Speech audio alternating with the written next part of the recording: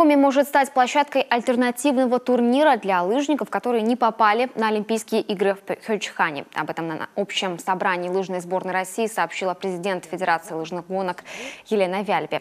Напомним, из 500 потенциальных спортсменов в статусе олимпийский атлет из России в Южную Корею отправится лишь 169, среди которых не будет многих известных имен.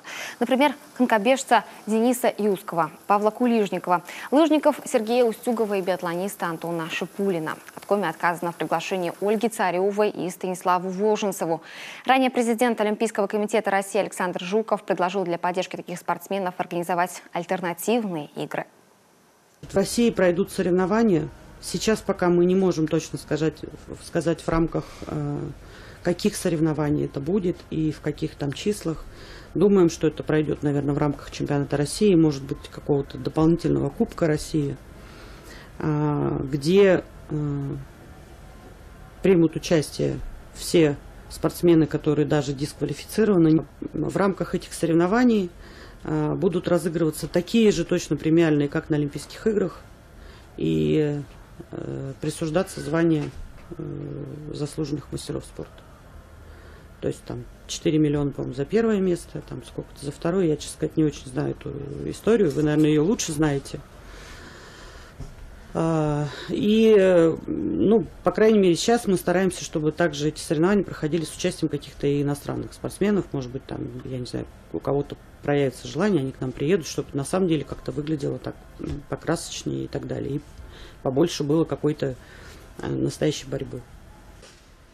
Да мне сейчас все откажутся, в Сыктывкар поедут. 4 миллиона на дороге не валяются. На чемпионат России. Отметим, чемпионат России по лыжным гонкам пройдет на стадионе имени Раисы Сметаниной с 23 марта по 1 апреля. Также обратим внимание на важный факт. В самой федерации тех, кто прошел в заветный список, отныне больше не призывают участвовать в Олимпиаде. При этом при озвучивании этой мысли Елена Вяльбе не раз сделала акцент на сосногорскую лыжницу Юлию Белорукову, которая все-таки попала в счастливый список. Не поедем мы ни на какую Олимпиаду. Нас там никто не ждет. Да, Юля? Подготовимся еще 4 года. И с китайцами нормально повоюем. Старухой поеду. Кем? Серьезная заявка на счастливое будущее. Но проходить это будет в России. Я думаю, скорее всего, все-таки в Сыктывкаре. Тебе и карту в руки. Раздавайте. Еще один унизительный факт для российской стороны. Наша сервис-группа вынуждена будет жить за пределами Олимпийской деревни, а сама Вяльбе поедет в Южную Корею в качестве зрителя. При этом официального бойкота не будет. Если страна об этом объявит, ее лишат участия в 2 последующих Олимпиадах – летней в Японии и зимней в Китае.